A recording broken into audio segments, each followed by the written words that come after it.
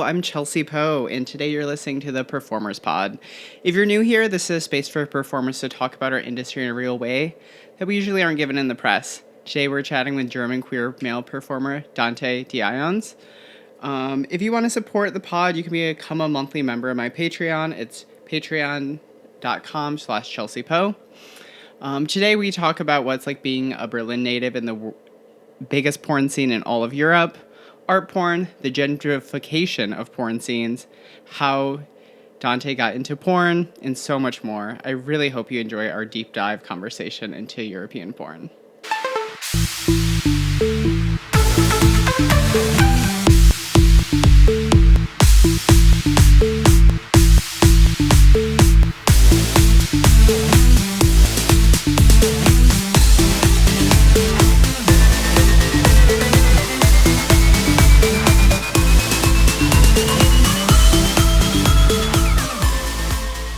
Welcome to the Performers Pod. I am so excited to be here with Dante Dionys today.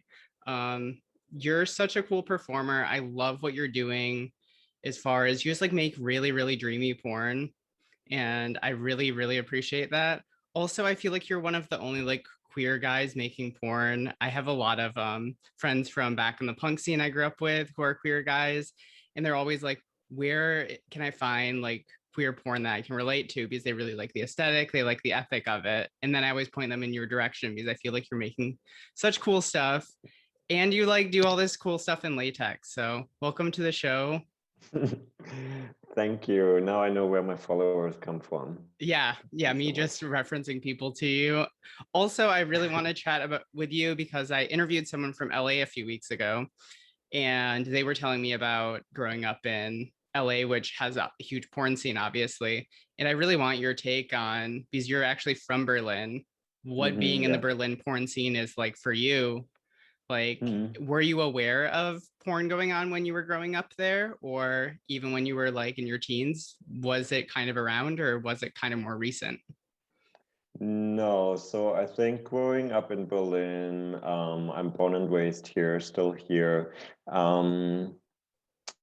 I was not aware of the porn scene happening here. And I think a lot of people are also not. Like, I think you generally are aware that Berlin is kind of like the traditional city of outcasts and weirdos and so on. And like, I grew up in a neighborhood that had back then a lot of squads and punks, and it was quite normal to just like on every corner, there's like a group of punks with dogs and so on. So that's what I grew into. But then that there's something like a porn scene or alt porn scene in Berlin was quite new to me, and something that I slipped more into out of doing sex work and kink stuff in general. And then kind of, yeah, got my Yeah. foot into that. What were you doing when you got into porn? Like, what were you doing before? Like, were you doing like another form of art or something that kind of got you into it? Or Um, well, I was already doing sex work and some kink stuff, although actually I think sex work made me more kinky. Like I was probably quite vanilla in my private life, and then just explored more through sex work and got more curious about stuff. Um, and yeah, so I did that sex work already quite a few years actually before I got into porn. And then I did construction works quite a long time. So I started construction works as a teenager. So I always kind of jokes that there was always a physical labor aspect was there. And I studied gender and history at some point, but realized that academia isn't really my thing so much. So I dropped out at some point, and yeah, then sometimes joke around that I'm now doing the practical side of the gender studies. it definitely sounds like it. Yeah. Yeah. So I think there was kind of like a course, and then regarding arts, I did some painting. I did music since I'm a teen. I still do music, not so much painting anymore. So that regarding the creative side, and also I was thinking about it the other day because I realized that acting, or just kind of like the persona aspect of sex work, And so Mhm. like whole performativity of it is really fun to me. And I think I was really always fooling around as a child already, like yeah, acting like I'm a little weird character or funny stuff like that, you know. Yeah, did you take theater classes or anything when you were growing up?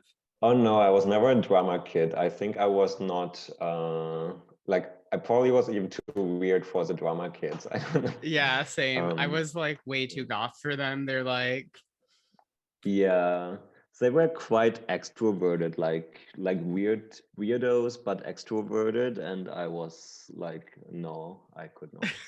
No. yeah, I had to take a year of drama class because I was like a very bad student. So I was like, I need to graduate. I need to get like just easy stuff. So it was like, oh, you can learn a language, which I'm like, that seems extremely difficult. Or you can just like go to a class for the year and you just like kind of Yeah. just did whatever. But now, like getting into porn, I'm like, now I know how to memorize lines. Now I know how to do all this stuff that before I was just like, oh, there's no way I'm ever going to need this. Yeah, sometimes I'm thinking like, oh, I should have gotten drama classes back then or so. Yeah, yeah.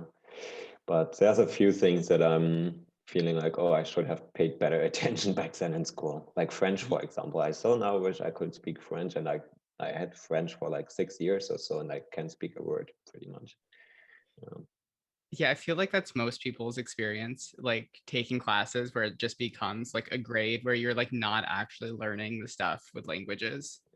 Yeah, yeah. Pay attention in school, kids. You- So, like, what influenced you to jump into porn? Like, was there any porn performers or people you saw doing something that really inspired you? Or was it just kind of more of a natural evolution where you were already doing sex work, you were already doing art and thinking about gender and stuff?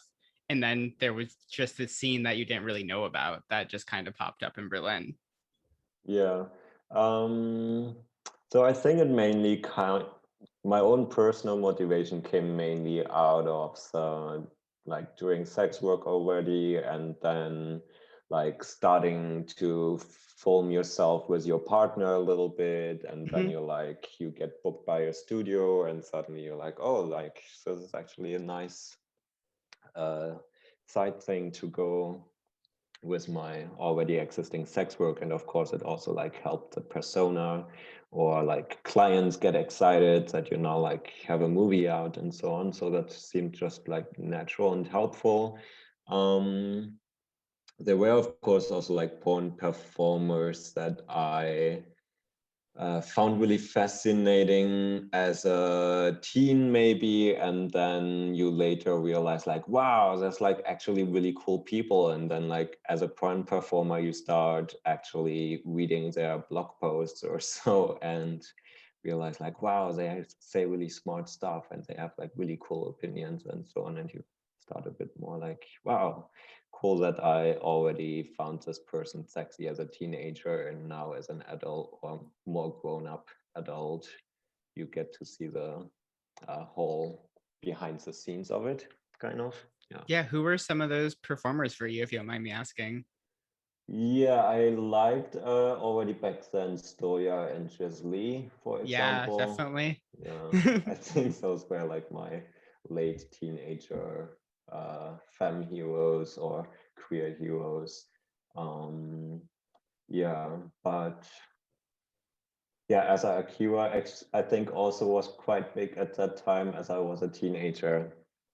Who was? Asa Akira.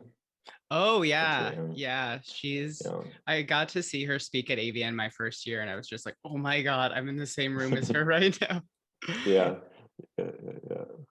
Yeah, Yeah, that's that's a really funny because I also met Lee actually at some point, which was funny. Yeah. yeah. When did you meet Jizzly before you got into porn, or was it after? That was pretty much my first year, I think, I believe. Like I remember it was my first porn film fest that I was like porn film festival Yeah, Berlin yeah, Berlin that Porn I Film Fest. yeah, Berlin Porn Film Fest that I attended as a performer and not just as a viewer and customer anymore. Mm. Um yeah. Yeah, I met Yeah, then I think they just was congratulating me to all my business cards because I just printed like super cheap, like thousands of business cards that I just threw everywhere and basically spammed the entire festival with my business cards, and then just like gave me a thumbs up on my business strategy going on. Yeah. That's yeah. I was still in college when I met Jiz. They came to the college I was living at, and that Yeah. was like the first like real introduction to queer porn for me. So like I 100% feel you. I'm actually surprised Jiz Lee has actually come up more on this podcast. A lot of people like I feel like everyone who I've interviewed is like Stoya 100% like right Oh yeah. away. Yeah, Yeah. yeah, yeah. Yeah. Have you gotten a chance to meet her or anything? No, and now probably now that I spoke about it in public, gonna be even more awkward and shy. Um, no, unfortunately, haven't. Something I really appreciated, and I think that I learned as a performer from Stoya was like all the sexiness in the face Mm, expressions. Like, yeah, I think I was quite often just kind of like focusing on all those facial expressions. And it's also something that I just generally enjoy during sex is like the shift of facial expressions. And like if you're like active, you do something with your other partner, and then you see how they react in their facial expression and so on. And I think that's something quite exciting and that I learned through Stoya, I think, as a young person. Yeah. yeah, I just everything she's done, both on camera, off camera, I feel like she's just such a great representative for like that era of Yeah, porn. Yeah, totally. I've hung out with her like 3 times and I can't. Like, I'm just in complete fangirl mode. Like, I'm like looking at everyone and be like, that's Stoya right there. She's right there. Yeah, yeah. It's really embarrassing, but I have her at like real famous. Like, I'm like, oh yeah, you're like the same as Lady Gaga, or like, pop star selling out arena, 100% saving my book. Yeah, So, um, when you first started working for studios, it seems like in Berlin, there's like a lot of indie stuff going on where people are doing yeah. content trade, they're doing like shooting for free for each other's art projects. Did it feel like there was like a big jump from doing that to studio work, or did it just kind of feel like another shoot? Mm, I think it was quite fluent, or is still quite fluent, although now I mainly shoot my own content. Like Mm, I'm still happy to work for studios and so on, but like I think my main focus is on shooting own content now these days. But it's always been quite fluent between studios and like indie porn small productions or so. Um, so yeah, from the beginning on, I was kind of like experimenting with my then partner and doing like own content a little bit, mm-hmm. and then got like booked for by a studio, and then another big studio that directly took me for like 2 movies in 1 week. Like come over to our country and shoot 2 movies with us. Um, and that was kind of the moment where I was like, okay, now this is going to actually like there's an interest in me performing Mm-hmm. in movies.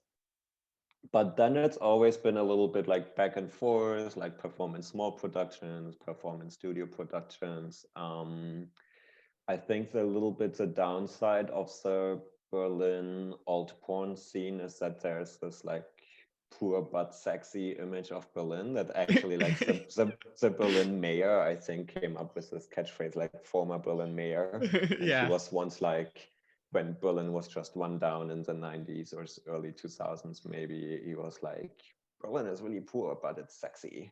And just trying to like come up with this catchphrase. And I feel like this really sticks a lot with the Berlin scene that is like, we can't pay you, but let's do it for the art because this is a really great project here or so. But then like it's kind of falling under the table, but that we all still have to pay increasingly higher ends, and that is like sure we could do it as a passion project, but um like it's also a job for people and can't just do one favor after another.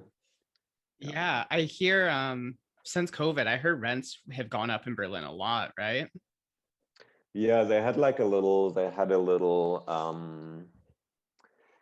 well, okay, let's let's try to not deep dive into it. But basically, there was a law passed that said this is the maximum rent because the rents just like skyrocketed Hmm. and it's like going crazy and people are paying like 75% of their income on rent basically at Wow. this point, and it's ridiculous. And like, yeah, and then the city government was like, okay, we need to like put a top cap on it.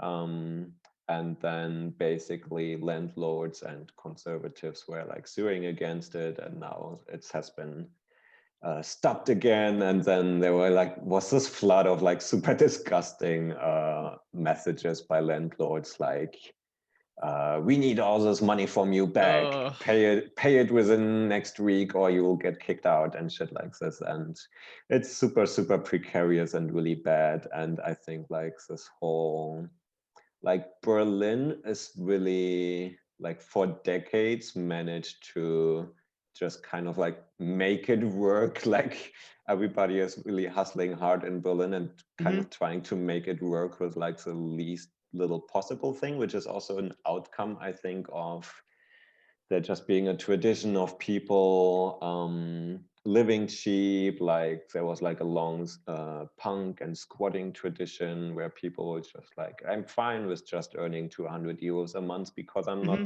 I just live in a rundown apartment where I steal electricity or so. But then this kind of mentality was like embranded into the whole art scene and city culture, which is now like now that that's not the case anymore. Like you can't live in a squat for free anymore, and now you have Hmm. to pay like 75% of your income on rent. But people are still like, do it for the art. Yeah. Yeah, that's so hard. I mean, I feel like that's what killed the queer porn scene in the Bay, Mm, where there was so much energy. And I think like the 2010s with like when Crash Pad was really starting up, when Trouble Films was starting up, you had like a lot of energy here. You had people moving here to do porn because rents were still relatively cheap. And then everyone just essentially got priced out. I think with like, especially the Berlin scene, it seems like there's so much of this DIY, like let's do it for art ethic. It's just like, mm. is that going to survive this whole like upheaval now? Because it's like, from my understanding, you could get rent really cheap, 2, 3 years ago there. Yeah, not the case anymore, unfortunately. No, no. I think it's gone quite almost to like, yeah, Western Europe standards. Yeah, Mhm. I would say. Is there like, are shoots still happening? Is like the industry still going right now, or is everything still paused for COVID? It's getting better, I would say, at least in Berlin, and people are also kind of during the pandemic, we're trying to see how it works. I think especially because, like I said, there's this kind of mentality of like, let's see what is possible with the tools we have, which is really cool. And then also during the pandemic, I assume some people did create content, and now it's getting a bit more relaxed in Berlin, at least. More people are getting vaccinated, but there's also this kind of like pandemic fatigue, of course. Mm. Um, and it's the summer, like in Berlin, we have like maybe 3 months of summer where the sun is out, the rest is just dark and rainy and shit. So those 3 months that you have, you're like trying to get the most of it until it's dark again. Yeah, where I'm Um, from, it's the same thing. Yeah, where you have 3 months of summer. It's beautiful. The rest of the year is terrible, though. Yeah, I I can yeah, relate to that a exactly. lot. Yeah, yeah, Um, yeah. And of course, there was like a shift of like shooting your own content. Like, mm. as we know, like all the platforms got flooded with people trying to make a bit extra from home and so on. Yeah, Yeah. how do you feel about that? Like that there's so many people who are now doing sex work, even like that there's like Disney stars who are now on like OnlyFans and stuff. Like, do you think that's an overall positive or negative? Well, I'm not going to tell anybody like, hey, this is my bench. I was here Mm. first. Um, but of course, it's kind of like stupid if you're already a celebrity like have your house, have your car and stuff taken care of more or less, and then you feel the need to get on OnlyFans to, I don't know, connect to your fan base and make some money of it. I think it's actually kind of like a general process of a little bit of like, I don't know who said it once, so I cannot say who I'm quoting right now, but somebody once said the phrase the gentrification of porn, which I Mm, think is actually a thing happening. Like, I wouldn't say that I'm in porn long enough to know what it used to be like, or that I really like know my stuff, but I can see how there is more and more kind of like glossy, glamorous, ethical companies that like are now using buzzwords and making like porn to that is claiming to be different and speaking to yeah. a different audience and such things. And nothing wrong with that, but I think there is generally a process of a little bit like porn is not a filthy thing anymore, which is cool. Like we need to destigmatize Hmm. porn, of course, and sex work in general and such things. And maybe also like a general generational shift, because our generation grew up with the internet, like we're the first people kind of like growing up with internet, Hmm. and the last ones that maybe know how it was without. Yeah, that's Um, very true. I mean, just like talking to anyone who's legitimately younger than like 25, they just don't have a reality without it. Or even yeah. talking to people who are younger. My stepbrothers are like 19, 20, Mm, and they're both no idea about the world before YouTube, the world before any of that stuff. And it's just like, mm, it's so yeah. different. I mean, if you wanted to find like a specific CD or an album or something, you had to search for that and you had to find it. And it Yeah. was like a whole ordeal. And now it's like you can listen Yeah. to any band, you can find any porn that was ever made essentially online in, you know, five, Yeah. 10 minutes. Yeah. Yeah, I think when I started to get into puberty, like you got porn badly pirated off the internet from some classmate who gave you a heavy as fuck flash hard drive on the schoolyard and allowed you to maybe copy some of it. Um, because of course you were not able to get into a porn shop and buy your DVDs there as you should, because of course you should pay for your porn. But yeah, I think I actually even like tube sites were a new thing when I was a teenager, and then it was suddenly like, wow, you can now watch it online and stuff. Yeah. Definitely. Yeah, I feel like I didn't see that many like videos like given to me, but I felt like everyone like had like porn photos that they would like hide somewhere and then like whip out, and you're just like, that's just so Yeah. different than what it is now. Or like having a friend who had a porn magazine or something. Yeah, totally. Or even just the like the catalog with the underwear section or so. Like the printout catalogs that I has a forgot thousand about five those. hundred pages. Yeah. Yeah, with the lingerie section, and you're like, wow, that's so Naked hot. people. Yeah. Yeah. So like, was there a first scene you did that made you realize you're like, this is something more than I'm just gonna do one or two shoots, that you're like, I'm gonna do this for a while? Because how long have you been in the industry now? It's probably been you've been in for more than a few years, right? Yeah, I wish I would have written it down so I could celebrate like a anniversary or so. Um, well, it must have been probably by now like 5 years, maybe. Wow, congrats. That's Yeah. a real long porn career. Yeah, also like I have to count this pandemic though, because like this been almost 2 years of it, right? Yeah, Um, it's wild just like it's how nuts. much has changed and how long it's been. Yeah, And just like what our lives were before. Like I was in Europe like twice a year before, and I haven't left, I think, the state of California in 2 years now, where it's just like yeah, such a yeah, yeah, different world. Um, yeah. but yeah, Yeah. But get back to your question. I think the yeah, when I was booked for these two shoots by Erica last Ex Confessions, that was like a scene with Maria Wyatt, and amazing. She's awesome. yeah, she's a sweetheart, very good. And then with Kali Sutra, the gender bender. Hmm. who's also a precious gem and a Yeah, huge, she's amazing. Yeah. huge rock in the community, I think, at least in my community, she is. Hmm. Yeah, so these two scenes we did then, and that was really cool. And like, of course, also like very professional, and you're like in the mask and all those things, film set aspects. And then you're like, wow, this is like a professional film set. And yeah, and then also after this, there was definitely, I think, like a hype. Like sometimes when you're like a new face in the industry, you have such like Yeah. hype around you. Everybody wants to shoot with you when it's going well. And yeah, I think I had like a year or two of this, I and feel like then that, yeah, that's usually how long it lasts, where you have like that 1, 2 years where everyone's like, who is this? What are they doing? This is amazing, you know? yeah, yeah, totally.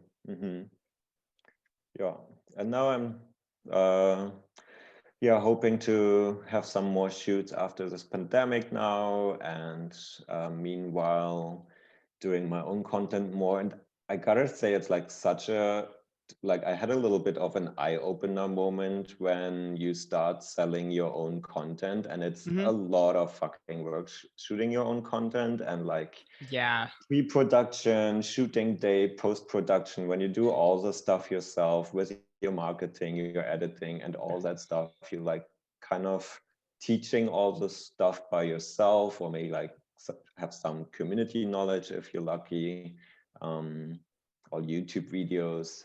And yeah, porn performers or sex workers in general are just such multifaceted, multi-talented warriors, I think. Yeah. Yeah. Yeah. I think the content trade model has just changed so much of what porn performers have to do. You have to know how to like basically direct. You have to know how to do your own lighting. You have to know how to book like a videographer or find a videographer. You have to edit.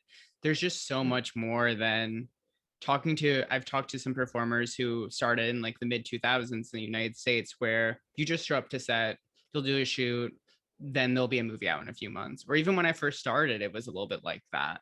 It feels like it's just so different now, where you really have to learn how to do all these things. And I feel like it's both a good thing because you Mm. own so much of your footage now that if you're going to be successful and you're going to make money, you're going to be the one making the money. Yeah.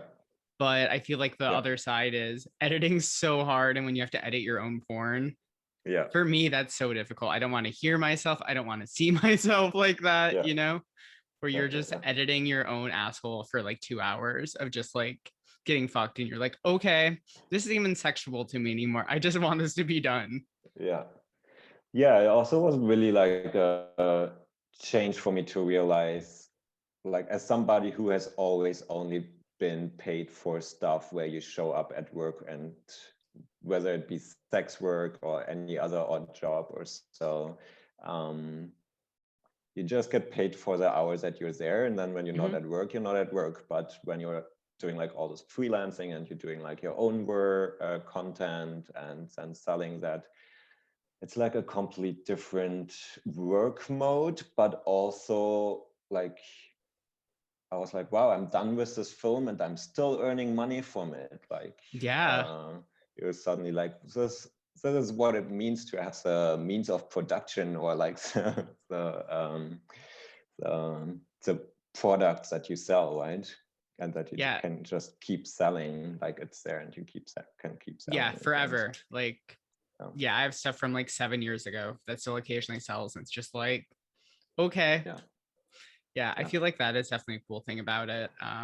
So when you like do these content trades, how do you usually come up with a scene? Do you usually just have a theme in mind? Do you usually just reach out to a performer and you guys kind of go from there in a collaborative way? Or is it kind of a Yeah. mixture of both?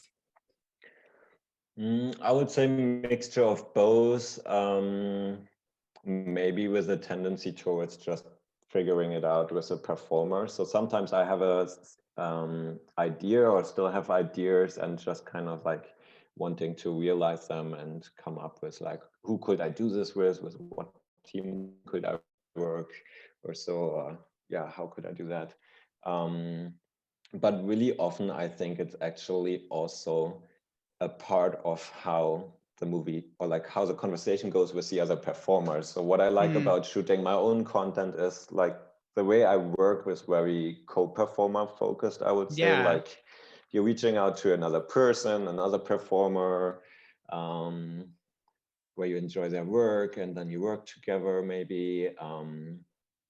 And I think often it's for me part of, so I like to work with like nice, good, detailed consent lists and boundaries lists and hmm, preferences and like having that talk beforehand and definitely. then along that coming up with an idea for content and also like depending on the location that is available to you. So maybe you just like shoot something in your bedroom along these lines that were mentioned in your pre-negotiations, or maybe you're like, wow, we have this amazing pool here, or I have access to this warehouse for some time, and then you're like, I really would like to shoot something with this vibe in this location, and who could I shoot it with? Yeah, Yeah, that's yeah. really cool. I feel like in Berlin, is it just, do you think there's more content trade happening than studio work? Do you think it's still mostly that? Or do you think it's starting to get more gentrified where it's just these larger studios coming in and hiring people? I actually feel like there's not so many studios in Berlin. It's like a quite small number, and it's more often that studios from abroad are hiring performers. Like Mm, sometimes it happens that you're just with four other people from Berlin in some other country shooting content, and then you're like, why do we not do this in Berlin? Like, I understand your team is here, your tools and equipment are here, and you are here as a company or producer or so, but it can sometimes get a bit funny when you're just kind of having like a work trip with other people from Berlin to shoot yeah, content elsewhere.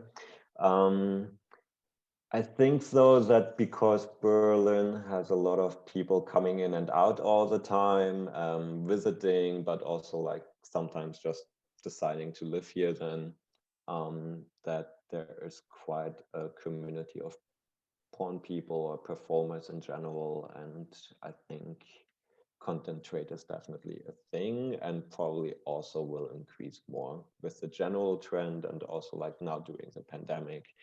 I assume people were focusing on content trades or own content. Yeah. yeah, I can definitely relate to what you're saying about the whole collaborative experience. For me, like I also was in bands growing up and all through like my teen years. I Mm. feel like I almost get the same feeling on a content trade shoot as when you're in a band and you're writing something, because you really feel like it's everyone in the room is contributing to the thing. And then you have like this thing at the end that you're like, oh, wow, we made this thing and we can put out into the world. Do you kind of have Yeah. the same feeling with that?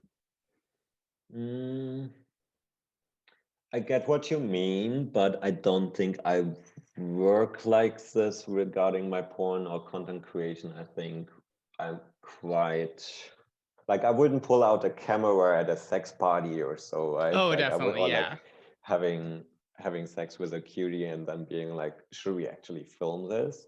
Hmm. Like, not something I think of that often, but so I think when I'm creating content, I'm quite organized, maybe a little bit. More Uh, intentional rather than just letting it almost be more of a yeah, collaborative. Everyone just, yeah, I can definitely yeah, feel I think that. I'm quite intentional about it. Yeah, that's a good word. Mm. Hmm. So, where have been some of your favorite places you've worked? It sounds like you've worked a lot in Berlin, but it sounds like you've also worked in a few other places in Europe. Where's your favorite place to work?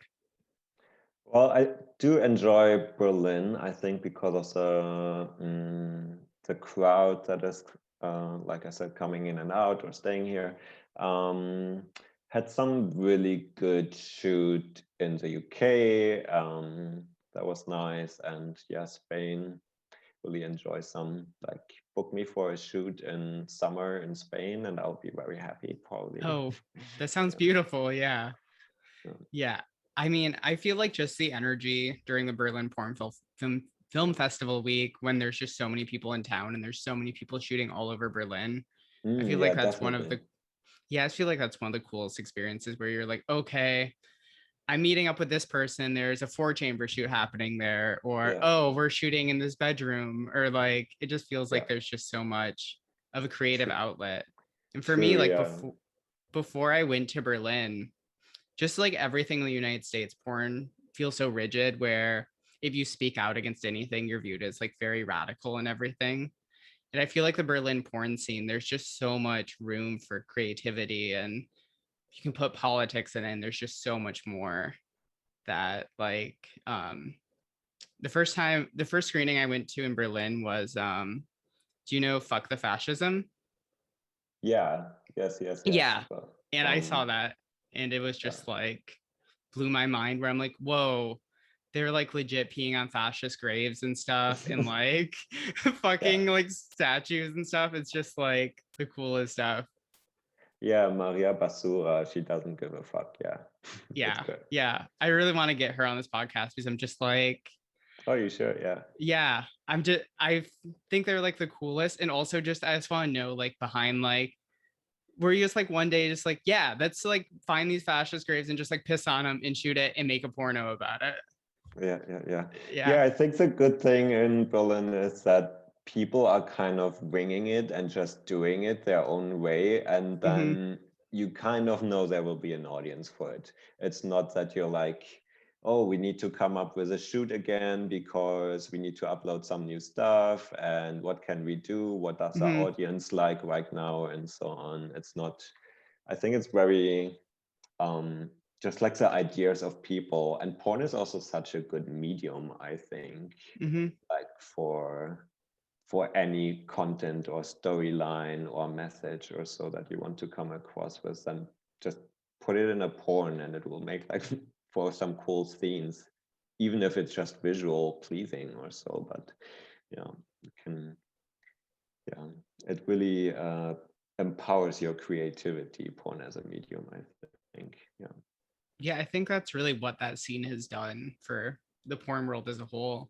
Because I feel like so many other places, porn is just so much thought of as a thing. You masturbate to it once, you turn it off. That's kind of it. Or even in the United States, like even like the porn that's like viewed as ethical and stuff, it doesn't feel like there's that creativity to it where it's just, oh, we're gonna do a sex scene. This is what it's gonna look like. We're gonna have this aesthetic. But yeah, I definitely feel like just like what Berlin has brought to Europe and just the porn world as a whole, I think is really important. Hmm. But yeah, I have a few more questions for you. I don't want to keep you all night there, even though it I looks didn't like check days the still. time. What is it? Yeah. Yeah. So what are some things that you want to do in your career that you haven't so far? Yeah, you mean content wise? It Or can be anything. You can take it any way you want. You can take it yeah. all the ways. Something I really would like to do still content wise would actually, I think in general, I would like to shoot some more BDSM scenes. Like you said earlier, that like my movies are like natural and dreamy. I think those were the words you used, um, which I think sounds good, like feels really good to me. Hmm. When I look at my own content, it's like, well, I'm happy with all the movies actually I shot, I think, or that I released. Um, and what I kind of miss though is the BDSM side that I already do in sex work and also like in Hmm. my private life. And I would like to, um, yeah, shoot some content in that direction. Maybe should actually to be a bit more intentional in seeking out the performers for that. I think because often when I'm shooting with people for the first time and having all the pre-negotiations and so on, um, then I'm myself also often in this mood of like, let's just see like along those Hmm. preference lists what happens, and what then comes out of it is like a often like softer scene or like with some like fetish or kink elements.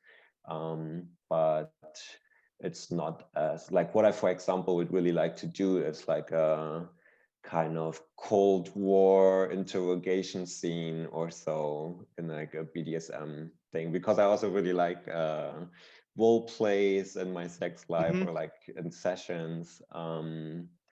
And yeah, I really like to play with role plays and put that as like a story in a movie. And for example, have like a cool interrogation scene or so. Would actually really like to do some CGI meets real life movie, but I have like no context to anybody who does CGI or any knowledge about it, but just imagine like monster porn or Space Jam, like a Space Jam monster porn kind of thingy. Yeah, I That's wanna fuck so with some cool. alien or so. Yeah. I think actually I know someone who I can link you with actually Oh with fuck that yeah. who does like VR style porn. I feel like they might have some connections for you. Do you know who Ella Yeah. Darling? Do you know who Ella Darling is? No, link me up. Yeah, they're this really cool American porn performer, but they were one of like the first people to get involved in VR porn. I actually interviewed them last week. Nice. They're really Yeah. awesome. Definitely like within the same realm of porn, I feel like is like Stoya, that like late 2000s like old porn era. Yeah. But you're definitely in the like right place to shoot like Cold War Nice. porn. Like there's so many like empty buildings still with like Yes, bombed definitely. out stuff in Berlin. It's really Yeah. amazing that like Yeah. you could definitely do that. Also, just Yeah. like bringing BDSM into a historical context, that's just like so interesting and so cool. It's like, Yeah, and so many things are kind of like kinky. If you look at it from a certain angle, you can make everything quite kinky, right? And I like that in BDSM and role plays. Um, and then, of course, if you put it on film, you have the whole like film storytelling, acting level to it. So yeah, lots of possibilities there. Would love to do some cyborg stuff with some cool animation or so. that's so Um, awesome. Yeah. Yeah, I never like see history porn. So I'm just like, yeah. my brain is like racing. I'm just like, that's so cool. Yeah. Well, actually, you should ask Rose Carmina about it. I think she's having something Oh, historical really? planned. But yeah, then the pandemic happened and stuff. But I hope she hasn't given up on it yet. She she actually wants to shoot like some. I got it like some queer historical drama. You know. That's so cool. Yeah, I just watched like I'm a huge history nerd when my partner's gone because they don't want to watch these heavy documentaries with me. And yeah, I watched like it was like 50 years of history of Berlin. I was just like so into that. So that you bring that up now, I'm like so ready for that Cold War Yes. era Berlin porno. Yeah. That would be so cool. Yeah. So yeah, I have one more question for you. Sure. This is kind of like the out there question, but if you could magically change one thing in porn that tomorrow would be completely different, what would it be?